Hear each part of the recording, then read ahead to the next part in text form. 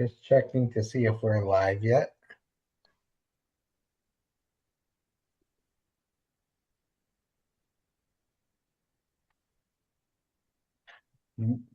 Good evening. Welcome to the October 14th Commission on Disabilities meeting.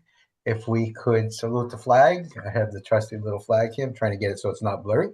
I pledge allegiance to the flag of the United States of America and to the republic for which it stands, one nation, under God, indivisible, with liberty and justice for all. Okay. Item number one on the agenda. Well, before we do item number one, if Pauline, if you could do a roll call of the members, greatly appreciated. Sure. Ralph DeChico. Present. Pauline Perno is present. Jason Barone. Present. Mario Gomes. Present. Ellie Vargas. Present. And Anne Marie Fiore. Present. Yahoo. All present, so moved. Item number one is motion to approve the meeting minutes from September 9th, 2025 meeting. Thank you, Pauline, for catching that the one error. I had Lauren's first name spelled wrong.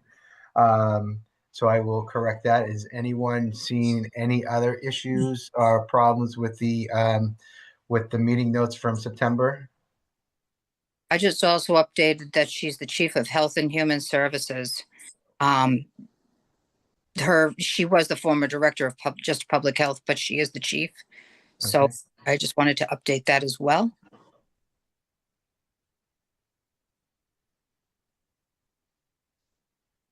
I'll make that note and I will correct it on the notes.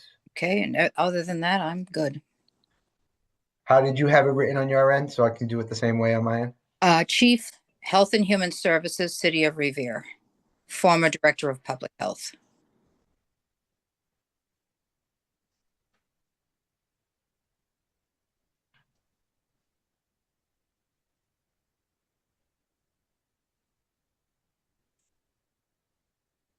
Okay, I will make note of that and it will be corrected.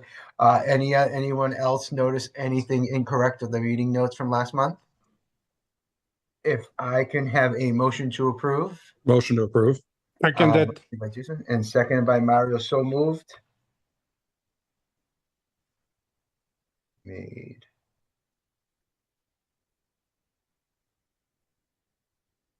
Okay. The item number two is our guest speaker. Is Lauren Buck, who's the chief of Health. repeat that. Tongue twister on me today. It's been a long day. I've been in meetings all day. Okay, HHS. Thank you. I like that abbreviation. Thank you. She is the former director of public health, and she's a woman after my own heart because she hails from the public health aspect of life. Okay. Thanks for having me. Welcome, Lauren. Thank you for graciously joining us again this year. Like having you at the beginning of the end of the fall, beginning of winter, which is a great time to have you here. So thank you for joining us. And if you want to introduce yourself again. Sure. Thanks for having me. I'm Lauren Buck. I'm the Director of Public Health and the Chief of Health and Human Services. I have two major things I wanted to talk about today. And then if you all have any questions for me, I will try to answer as best as I can. So I wanted to talk about, obviously, Ralph just mentioned we're in the fall winter season, which is fall respiratory illness season. So I wanted to talk about our homebound vaccine program. And I also wanted to talk about a new program that's starting out of the Elder Affairs Department, the Senior Home Repairs Program. So I will start with the homebound vaccine program that we run. This is a program we, out of the Public Health Department, have run every year for the last 5 years. And we recognize that it might be very hard for some of our residents here in Revere to leave their home to get the recommended fall respiratory vaccines. Those are things like the flu vaccine, the COVID vaccine, and the pneumonia vaccine. Those are all the things that we're offering this year. Because of that, the Public Health Department, with the 3 nurses that we have, including myself, make trips to our homebound residents to give the vaccines in home to them, to the homebound resident and their caregivers. And we are starting those homebound visits next week. So we usually do them at the end of October. So a little bit about the program. If you feel like you might be wanting to access the program or might be or have been wondering where you're going to get your vaccine this year because it's hard for you to leave the house, I'm going to ask you to call the public health department, and I'll give the phone number slowly now, but it's also on our website, and it's also I can make sure Ralph has our phone number in case anyone contacts him. So the public health department's phone number is 781-485-8486. Like I mentioned, we'll register you and your caregiver if you would like. And we'll schedule a date and a time slot for you, and we will come to your house. Myself or two of the other public health nurses will be the ones coming. We'll give you your vaccines, and then you'll be good to go for the fall season. I'm sure there's a lot of questions about this program. I'll try to answer some of them. One is, what vaccines are you offering? So I mentioned we are able to offer our homebound residents the flu vaccine. We have both the regular flu vaccine and the high-dose flu vaccine. High dose is for people who are over 65. We have the COVID vaccine. There's been a lot of questions around the COVID vaccine this year, a lot of national news about who would be eligible, who isn't eligible. In terms of insurance, who is going to be paying. It's all kind of settled down now, and we know that in the state of Massachusetts, we have COVID vaccines out for people who are for people who are 12 and up. Most of our homebound residents are over 65, but if you aren't, you would still be able to get a COVID vaccine from us. And then finally, we have pneumonia. Pneumonia is a little bit different in that it's not an annual vaccine.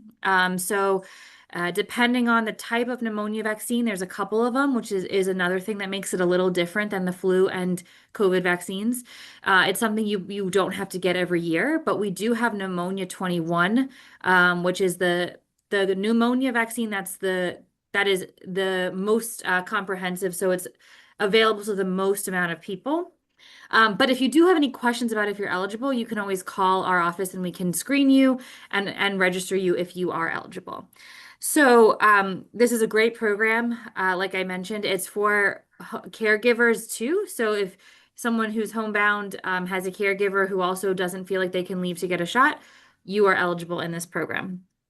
It kind of piggybacks. So again, 781-485-8486. That's the public health department phone number. Call us if you have any questions about the program. I do also just want to put a quick note in there that we typically use our homebound vaccine list to start another list, which we use for a program we started last year. It's for people who are homebound or not able to get out of the house easily to deliver turkey dinners the week of Thanksgiving. It's in association with the free turkey dinner that happens through the Mass Police Association, the dinner that they put on every year here in Revere at Casa Lucia. It's the week of Thanksgiving. Last year, we started a program where our homebound residents, we packed up pre-made meals. Everyone got 2 meals. We drove them around the same night of the turkey dinner. We will be doing that again this year. So if you're interested in a turkey dinner, you can always call our office as well, 781-485-8486. I'll say it a bunch, just make sure everyone has it. So those are our homebound programs. Lauren, any questions about that before I move on to the Lauren, next? could they also, to make it easier for them too, could they also call Revere 311 and ask for the public health department? Yes, It's that's a a lot great easier for them to remember that number. They can just call 311 and ask to be connected to the public health department.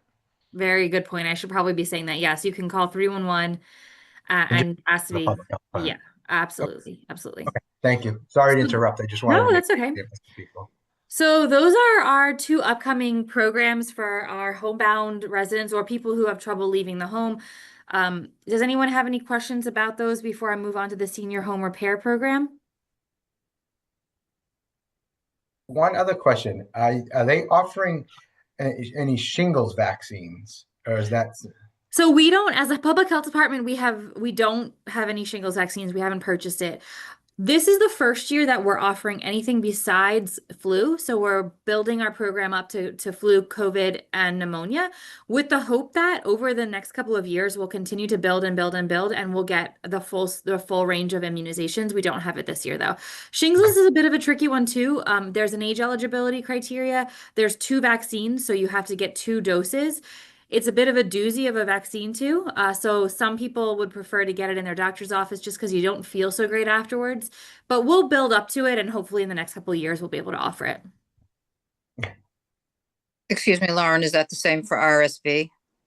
So we don't have RSV either. That's a really Right. good point, and that's one that is there's an age eligibility for Right. RSV, and it's a relatively new vaccine on the market. Mm. So we recommend people go to their doctor's office for that one. But both shingles and RSV, you can get at most CVS, Walgreens, Rite Aids as well.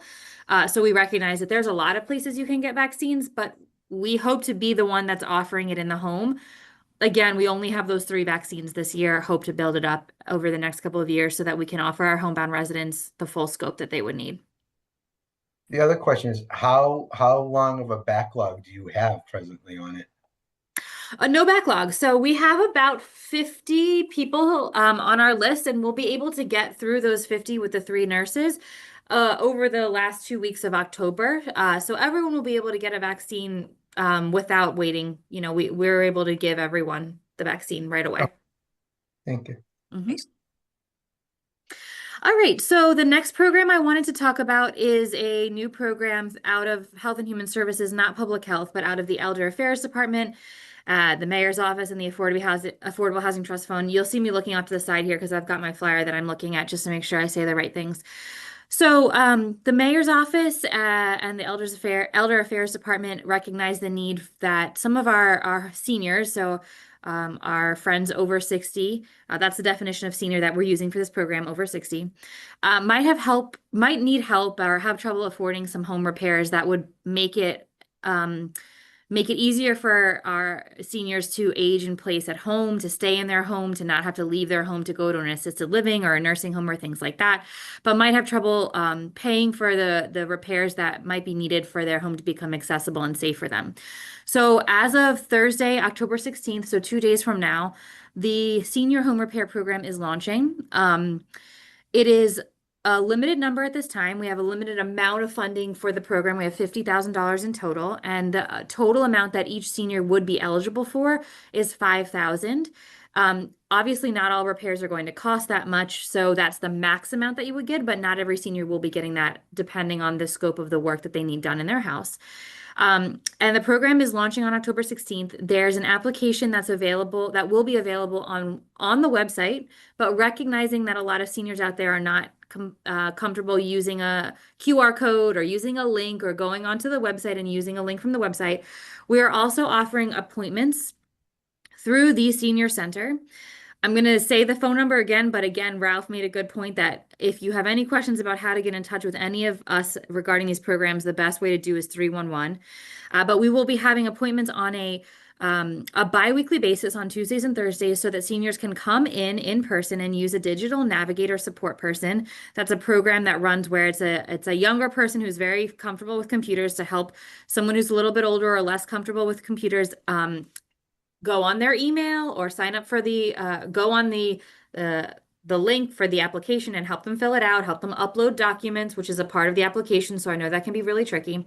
So you'd be able to schedule an appointment with one of the digital navigators on Tuesdays and Thursdays, starting the next Tuesday, starting the 21st, the Tuesday the 21st, Tuesday the 21st, and you can make an appointment starting on the 16th, and the phone number for that is 781-286-8156, or call 311 and ask for the senior center. And so the application is a process whereby you have to prove your age, you have to prove that you're a homeowner. So this is only for homeowners, so we want to keep our homeowners in their homes even when they're aging. So homeowners, you also have to have a contractor, so you have to be working with a contractor about the repair, and you have to be income eligible. So, and that's an income threshold. That's a federal income threshold that we're using. So there's quite a few documents that you would need to upload to prove all these things, and then you'd be put into a queue, a waiting list, and then the Affordable Housing Trust Fund would take it from there. They'd review your application, get in touch with you if there's any more information that they need to know, and then work with you to get the money transferred to the contractor, to the homeowner, to make those repairs and move forward. I just gave a lot of information, but I'll just quickly review. This program in general is to help seniors age in their home, stay in their home as long as possible.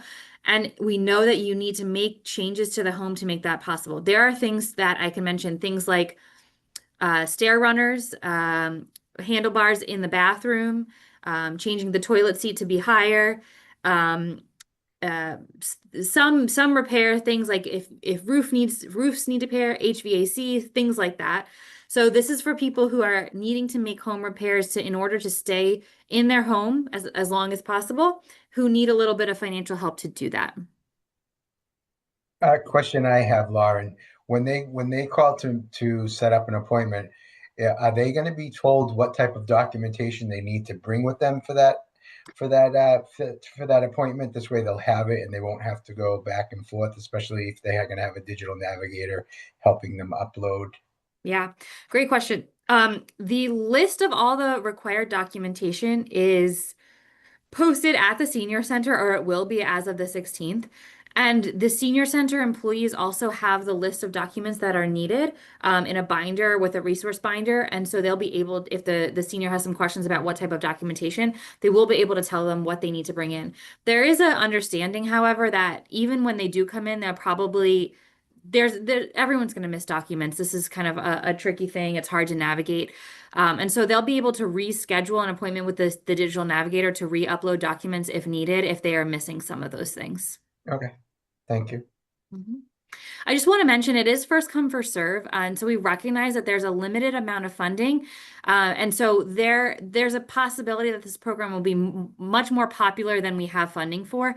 So it's a program, it's a type of program where as continued funding rolls in, we can reopen the applications and move through the waiting list at that point.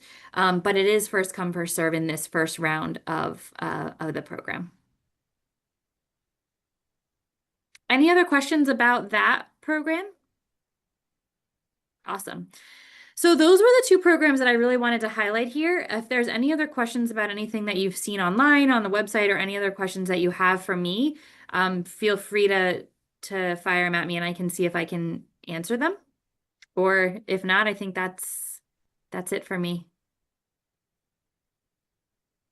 Any members have any questions or comments? Yeah, yeah, Lauren. I am someone who happens to have a lot of health issues, and one of the things I find really kind of irking, and I ran into it, where I'm a type 1 diabetic and I am in a wheelchair, and what ends up happening for me, I did get my COVID and flu, and luckily this time I got somebody who was a little more understanding, who was willing to do the high dose flu vaccine, which I think it should be, thought of, because when they look at people with diabetes, that they're not immune compromised, but technically they are. It's not just people with cancer or those with transplants, because diabetes has, as we know, plays havoc on other complications. And so it just seems to be that, and this is just in the health factor. I've been part of that group my whole life. My father was a diabetic, so I've seen everything, plus being blind when I was born. So it's what I find in it is just irking to me, and maybe slowly this can change throughout the health community, that not just worrying about age all the time, that they need to be focusing on people's situations. Because somebody like me, for example, I live with a lot of older folks, and I lived with in the assisted living, and I wish they would have let me get the RSV vaccine, for example, because when kids have it, they give it to people. I could give it to somebody else, or they could give it to me.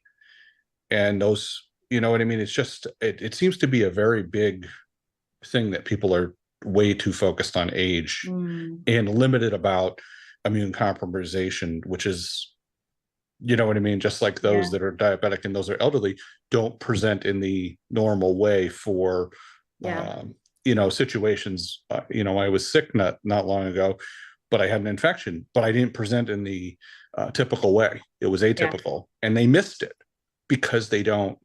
Yeah. You know where I'm going with that. It's kind of like. I think what you're talking about is potentially like an off-label use or an off-label indication of vaccines, which is something that happens. And I think the reason that most of us are focused on age 65 is because we have to go on like with a CDC label, which high dose flus are for people who are over 65. But you're right that there's doctors and providers out there who are comfortable, going off label and giving it to someone who's more immunocompromised. And maybe that is something that changes in the future in terms of who's eligible for high dose. Right. Unfortunately, right now it's age limited. Yeah. I mean, luckily the pharmacist did it. And I had explained to her if I didn't, I've already been sick and I was really sick. I mean, I was bleeding nosebleeds for quite a bit. And so, this is something that they really have to start looking at. And if we only focus on that one part, then somebody's going to get missed. It concerns me, and I concern it. That's all the health people focus on instead of the person's situation at that moment. And it can be challenging. That's something as a team that could be changed throughout public health, and maybe, because no offense to the CDC, but I wouldn't be following everything they have to say. That's just me. And I never fully did either, because they threw type 1 diabetics under the bus when COVID hit, because they only focused on type 2 and not type 1 when it came to getting the COVID shots right away. That's concerning. And because type 1s don't do it themselves. It's caused by other things. So just concerning from what I see. I like that you guys started these programs, but I also see the same thing with like Springwell, for example, or senior side. They're focused on those that are over 60, but you have disabled that are under 60 living in their home that don't want to go to an assisted living or can't afford to, and don't have that help that they might need. So so just so you know, so our program will not,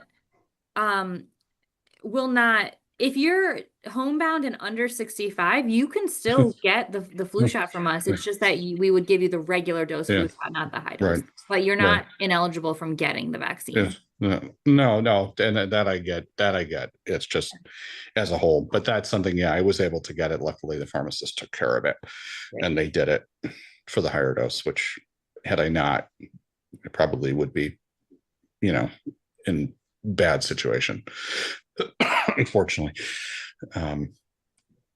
But just something to put out there. Maybe somebody will pick that up. Maybe, yeah. Can always hope. Thanks, Jason. No problem. Any other members? Okay. Polly? No, I was just going to say that I'm really excited that the home visits are there. I worked public health before Lauren was probably even born. And I was part of a home visiting program. Yes, Lauren, I'm that old. But we did do home visits. And, thinking back, we didn't have COVID. We did have flu vaccines. We did citywide. We did a lot of elderly. We did the disabled, the ones that we knew about. We depended a lot on referrals. So I think it's also important that if someone isn't eligible, but they may know of someone who's hesitant and won't reach out to you, maybe they should be also thinking about placing a call and say, I don't know if this person's on the list. She's my neighbor. I know she does not get out a lot. I've talked to her, but she doesn't seem to want to listen to me. Could some member of your team maybe reach out and see if that might be an interest? I know that that's how we ended up getting most of our clients, was through word of mouth referrals. And it's, not that I'm drumming up business for anybody, but sometimes you do have folks that are wary to place that call, or they don't know quite how to do it. They have a phone number, but they're not quite sure what to say about it. So I think that might be something that,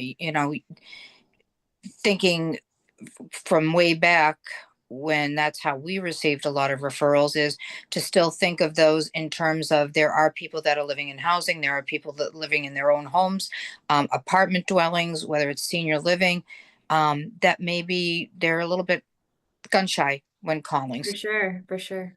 Yeah, absolutely. And if that scenario, if you're listening to this and that scenario sounds relevant to your life, someone who wouldn't call, we will always, if you give us a name and a phone number, we'll reach out. So please do reach out for that. Great. All right. And since there's no more questions, Lauren, I thank you for your time. This is very beneficial.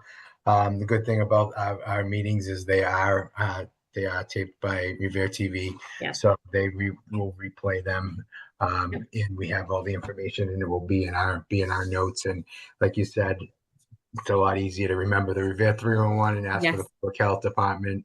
And I know your department does tremendous work. They always have, and they always will. Thank you. And please have me on next year at this time too, and we Yep. can remind everyone. And if there's any additional vaccines, I'll update them at that time, and hopefully we can just continue to grow and grow. But yeah, thank you for having me. Great. Thanks, Lauren. All Have a good night. Bye. Bye. Okay. Now, moving on to our next item is item number 3 is updates and next steps from our September 9th meeting. The first part of that is updates from Pauline and Anne Marie regarding the calendar for future monthly guest speakers. And as you'll see, and I will make an announcement again at the end of the meeting, we do not have a November meeting because the November meeting falls on Veterans Day on the Tuesday, and City Hall is closed that day in observation for Veterans Day. So we will not be having a November meeting, and our next meeting won't be until December. So I don't know if we have anybody planned yet for December and moving towards January of next year. I've placed a couple of phone calls. I haven't had any confirmation yet, but can you just solidify January's date for me as well? I want to just make sure I know December 9th is our next one, and then January would be. Yep, I will get it to you 1 second. Thank you. Take a look. January's meeting will be January 13th. Okay, great. That's what I thought. Just wanted to double check. Yep. January, it would be January 13th, and February, just for your edification, it would be February 10th. 10th. Okay, great. All right. Well, thank you. I will hopefully have your December 9th person. It'll be in between now and then. Since we don't have our November meeting, but I'm hoping to hear back. So I've got 3 people on hold. So hopefully they'll call back. Perfect. And if not, as a point of reference, maybe reach out to somebody in emergency management, such as I already got it. You got it already. Okay, perfect. Because I'd like to try and have further discussions with Jason brought up before about when a resident or person that is in an electric wheelchair has an emergency, what happens to their equipment, if there's anything set up for that, or what we would need to do to set something up for that. Yep. The second part of it is updates from Anne Marie regarding the music therapy program, the collaboration with Revere Parks and Recreation Department. I know that they had the first music therapy, am I drawing a blank right now, workshop. I got a preliminary that it went pretty good. I haven't gotten the overall, so I don't know if Anne Marie has any more information on that. And I know there's 2 more planned. I could not find my flyer. I was trying to find it, having a little issues with my laptop. So I don't know if you have those 2 dates for the next 2 workshops that are going to be happening. And I know Jen was going to be trying to reach out to Revere TV to see if we can have one of those recorded so that we have it on Revere TV for parents that are not able to go to one of those workshops to see what it entails, so that if we have a good showing for it, so that we can start the classes after that. Yeah, so I spoke with Rachel, I think it was last week. She did give me the preliminary, and she said that for the younger group, I think they had about 3 families, she said, and it went well so far. And I think for the older group, there was maybe only 1, but she said that the person happened to be super musical, so they really loved it and the family loved it. So it sounds like they're off to a good start. I think the next dates are going to be, or it's the 14th, so which is today, right? The 14th. Okay. And then the next date is going to be the 28th. So the 3 dates were the 30th, the 14th, and the 28th. So there's 2 more remaining, and then I think from there they were going to see what the response was and decide from there for dates going forward. Would you be able to follow up with Jen to see if either you yourself or her can reach out to Revere TV to see if they could have someone come down and record the event for the 28th? Of course. Uh, this this way we can have it on Revere TV for parents that are interested that could not make the workshops. Yes, I will definitely do that. So the overall census for that first workshop with the 3 families, it was beneficial and there was some interest on it. I know the workshops might be tough for the parents to come. That's why if we can get one recorded, we may be able to reach out to a few more families. I believe this has been promoted through CPAC, which I'm surprised we're not getting a little bit more of a following for it. I think that's a great idea, though, to maybe there's limited accessibility for families to actually get out. Maybe the time is difficult. Maybe actually getting to the location is difficult. So I think if we can broadcast it, it may draw more families to be able to participate. Yeah. Okay. Appreciate it. Thank you. Welcome. The next is Ellie. Any communications regarding the letter sent to Representative Turco regarding the Revere Beach crossing safety concerns? Oh, I lost your video, El.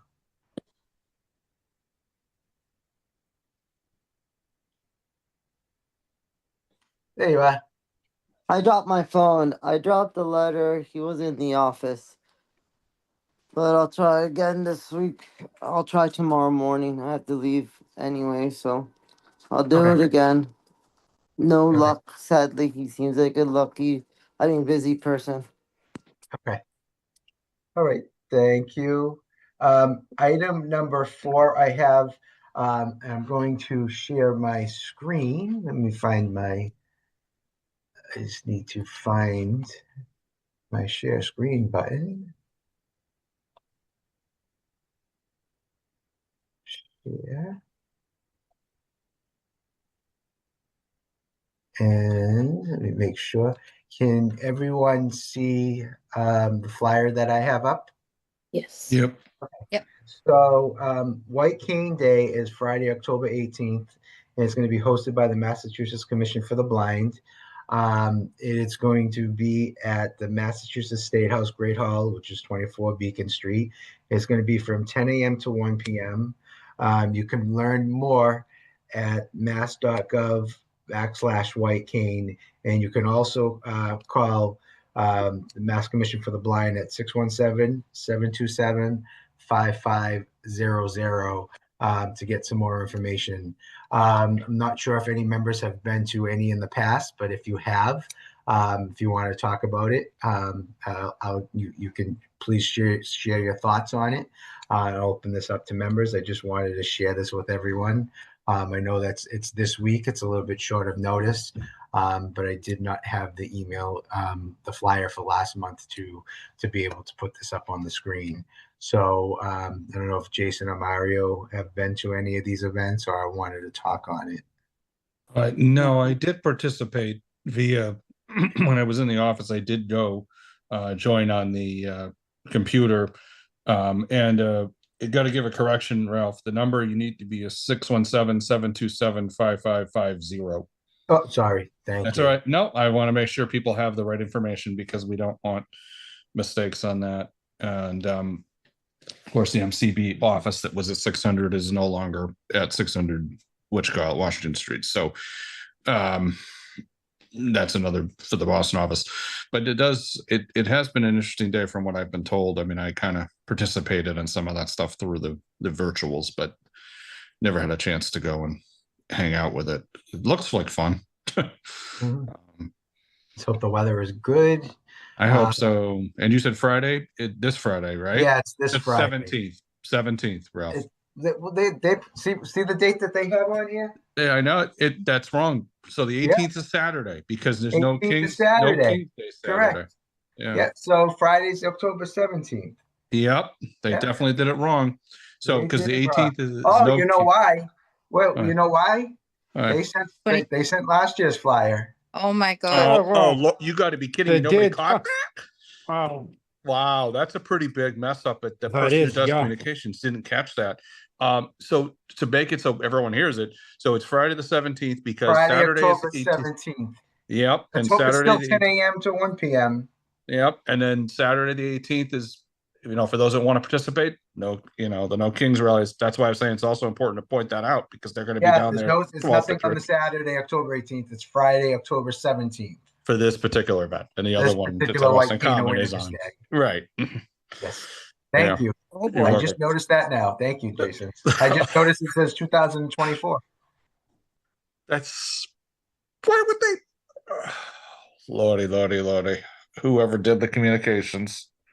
This is what they go to school for, and they didn't even catch that. Yeah, and I didn't see it. I just opened it up and saved it here so that I can post it because I just opened up the email. Something that we might want to, Yeah. put in their direction. Like, Yeah. might want to correct that pretty big. Yeah.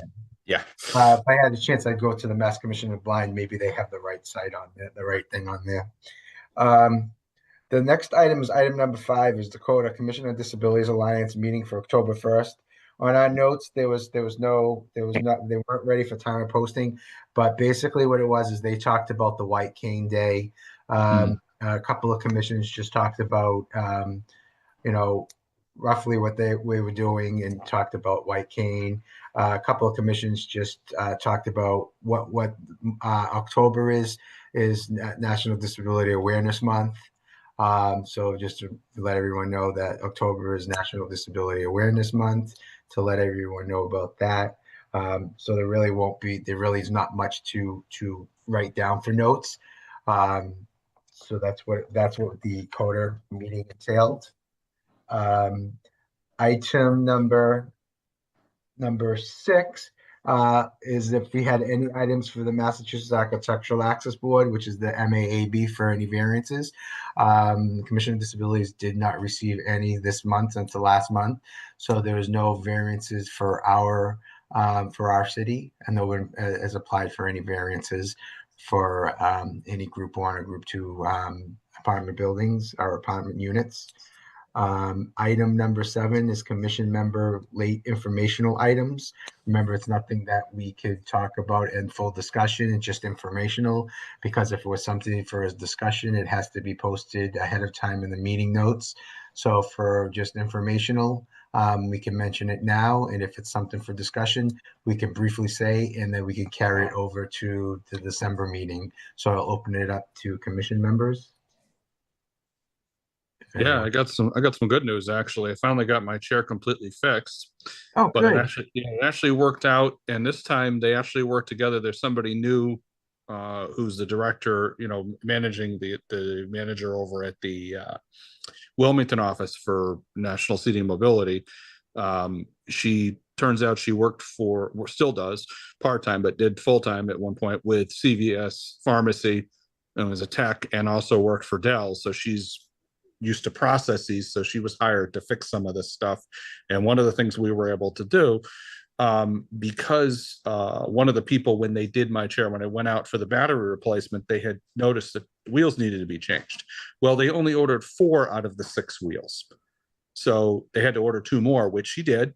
And of course, that's a whole process, as you know, to get everything. Well, I was doing that with the cushion that I was waiting for, because I got it changed to a gel cushion at the same time. And it turns out the gel cushion was coming from one of the offices out in the South Shore. So I got the 2 offices to work together, and the 2 wheels that were coming out of the Wilmington office got sent.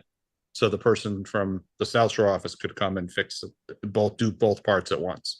So nobody had to send another pair. Yeah, about time they do something that makes sense instead of stupidity. But I figured, to put that out there, that hopefully some of those type of things will change for people. Good. Yeah. Good. That's good news. Yeah. Yeah, it's a lot of work. I mean, every time you go to get something ordered, and it's just, the nurses go crazy because they got to help the doctor with all the paperwork. Right. It's a script and everything, as Ellie knows. And every time you turn around, it's something new, even for batteries. It's just a pain. So yeah, it's a lot of work. Okay. Any other members have anything else they'd like to discuss? No. The weather's getting cold. Yeah, yeah. Oh, the one thing we do need to put out there, and this is for everybody. Last I heard, Blue Cross Blue Shield is dropping their Advantage plans for the end of this year. So anyone that's on that, please triple check and make sure. But that was the last posting I saw on it. So Advantage plans. yes, because they found they weren't worth it, and they're dropping them. Blue Cross Blue Shield. So as of the end of this year. So anyone who's on those, please do So your due it's the diligence. end of the calendar year. That's correct. That is correct. And costs may be going up, as we all know, with this government shutdown. So please, everyone, do your due diligence and read everything before you sign anything, as an open enrollment is starting November 1st. So just trying to warn everybody ahead of time. Okay. Know how that goes. All right. Any other members? Item number 8 was residents' concerns or issues. We have not received any, no voicemails from any residents' concerns or issues. Item number 9, next steps.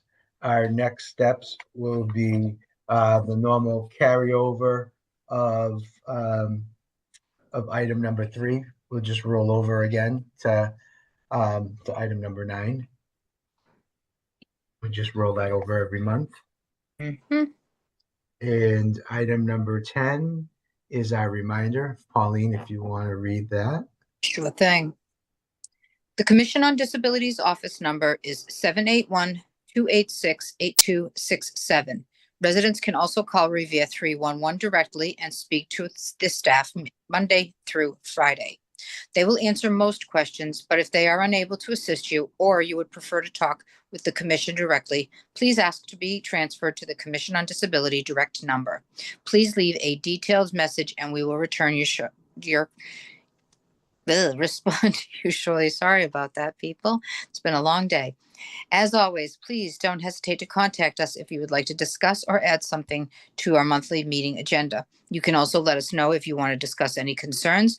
The Commission is here to help and assist all residents with disabilities and their families in Revere.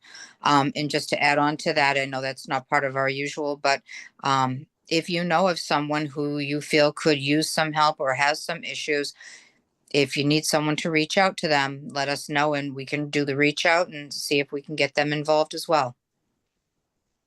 Okay. Thank you. You're welcome. Item number 11 is meeting adjournment. I need a motion to adjourn. Motion to adjourn. Seconded. Okay. Jason, and second by Mario. As I mentioned before, there is no November meeting due to Veterans Day.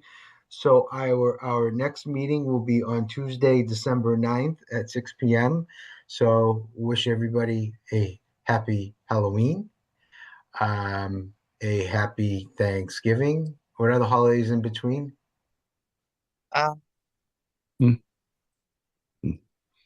Nope. And also remember, Election Day is November 4th. Remember to vote. Early voting usually starts, I believe, 10 days before. Check your local paper and the Revere website and Revere TV will have those dates posted and locations for doing some early voting if you want to early vote. So remember, Election Day, the official Election Day in Revere is Tuesday, November 4th. So. Thing. Check your clocks for daylight savings time. The change of time is that first weekend, I believe, in November. I believe. I will double check that. And the other thing is you're changing your clocks, change your batteries. Change your batteries for your smoke detectors. Okay. Will do. All right. Okay. Well, I thank you, and let's hope this weather does not get cold and gives us a little bit of some warm weather come back a little bit. Sounds good to me. All I right. hope so. Hey, Thank you, and everyone stay safe. Have a Take great care. Good night. bye. Good night. Good night.